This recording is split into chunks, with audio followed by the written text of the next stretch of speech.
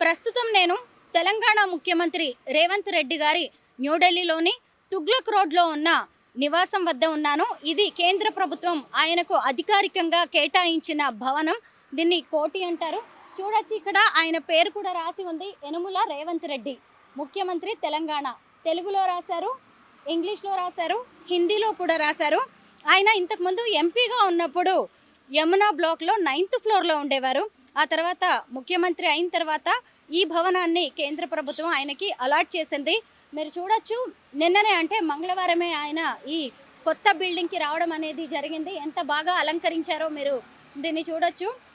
అంతకుముందేమో యమునా బ్లాక్లో ఉండేవారు. దీంట్లో కేసీఆర్ గారు ఉండేవారు. కేసీఆర్ గారు దాదాపు 20 ఏళ్ళు ఇదే ఇంట్లో ఉండడం అనేది జరిగింది. 23 తుగ్లక్ రోడ్ అంటే కేసీఆర్కి కేర్ ఆఫ్ అడ్రస్గా ఉండేది.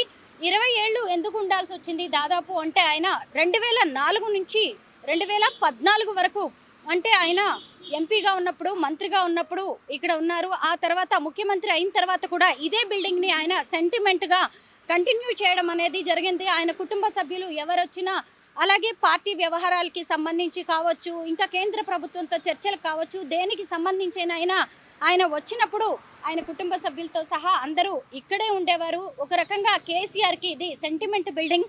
అయితే నేను కాసేపు ఈ బిల్డింగ్ని లోపలికి వెళ్ళి పరిశీలిస్తూ కూర్చున్నాను అనమాట. అంటే హోమ్ టూర్ చేద్దాము అనుకున్నాను. సెక్యూరిటీ కూడా చాలా ఎక్కువగా ఉంటుంది. అయితే నాకు తెలిసిన ఇంట్రెస్టింగ్ విషయం ఏంటంటే, మామూలుగా దీని కింద నుంచి అండర్ గ్రౌండ్ వెళ్తూ ఉంటుంది. ఈ బిల్డింగ్ కింద నుంచి అంటే సౌండ్ వస్తూ ఉంటుంది అనమాట. నేను ఇప్పుడు లోపల కాసేపు కూర్చుంటేనే ఆ ట్రైన్, మెట్రో వెళ్తున్నట్టుగా కూడా సౌండ్స్ రావడం అనేది జరిగింది. కేసీఆర్ గారు ఎప్పుడు అంటూ ఉండేవారట, ఇక్కడ బాగా డిస్టర్బెన్స్గా ఉంది, పడుకోవడానికి కూడా నిద్ర కూడా సరిగా పట్టట్లేదు, దీన్ని ఖాళీ చేయాలని.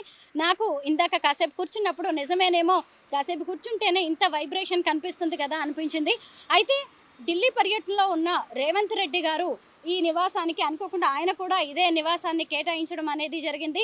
ఆయన ఈ బిల్డింగ్కి వచ్చిన తర్వాత అందరికీ, తన తోటి ఎంపీలకు కావచ్చు, రాజకీయ నాయకులకి, వీళ్ళందరికీ విందు అనేది ఏర్పాటు చేయడం అనేది జరిగింది. అందులో భాగంగానే ఇంటిని చాలా బాగా అలంకరించడం అనేది జరిగింది. నేను లోపలికి వెళ్ళి చూశాను. అక్కడ చాలా సెక్యూరిటీ కూడా ఉంది. ఇంకా బిల్డింగ్ కొత్తగా అప్పగించారు కాబట్టి అక్కడ మార్పులు చేర్పులు కూడా చాలా చేయాల్సింది ఉంది.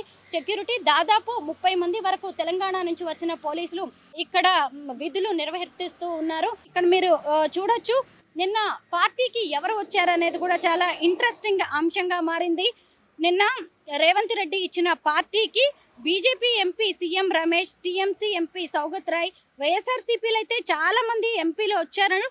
నిరంజన్ రెడ్డి, ఆదాల ప్రభాకర్ రెడ్డి, మాగుంట శ్రీనివాసులు రెడ్డి, వల్లభనేని బాలశౌరి, వేమిరెడ్డి ప్రభాకర్ రెడ్డి, తలారి రంగయ్య, ఎన్ రెడ్డప్ప, సంజీవ్ కుమార్, వంగాగీత, డాక్టర్ సత్యవతి, చింతా అనురాధ, గొడ్డేటి మాధవి, కోటగిరి శ్రీధర్, వీరంతా కూడా వైఎస్ఆర్సీపీ ఎంపీలు. అలాగే వైఎస్ఆర్సీపీ నుంచి బయటకు వచ్చిన ఎంపీ రఘురామకృష్ణరాజు గారు కూడా ఉన్నారు.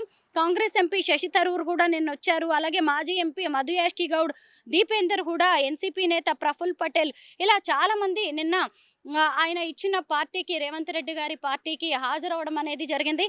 మొత్తానికి చాలా రోజుల తర్వాత ఇన్నేళ్లుగా కేసీఆర్కు కేర్ ఆఫ్ అడ్రస్గా ఉన్న ఈ బిల్డింగ్ అనేది, ఈ భవనం అనేది ఇప్పుడు రేవంత్ రెడ్డి గారికి కేర్ ఆఫ్ అడ్రస్గా మారడం అనేది ఇంట్రెస్టింగ్ టాపిక్గా మారింది.